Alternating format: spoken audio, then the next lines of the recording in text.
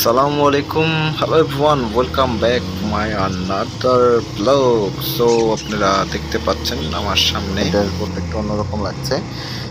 হ্যাঁ, লাগারই কথা, কারণ আগের গাড়িটা বিক্রি করেছিলাম প্রায় 6 মাস আগে, অ্যান্ড 6 মাস পরে আবার বাইক কিনেছি।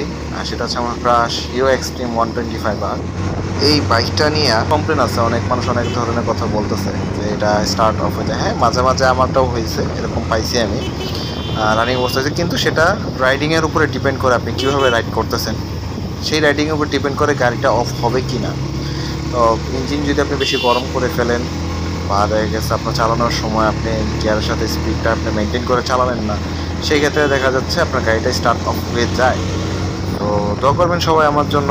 গাড়িটা নিয়ে নিয়েছি, তো এখনও আমি গাড়িটা নাম্বার করিনি, যদিও গাড়িটা নাম্বার করা ছাড়া চালানো ঠিক না।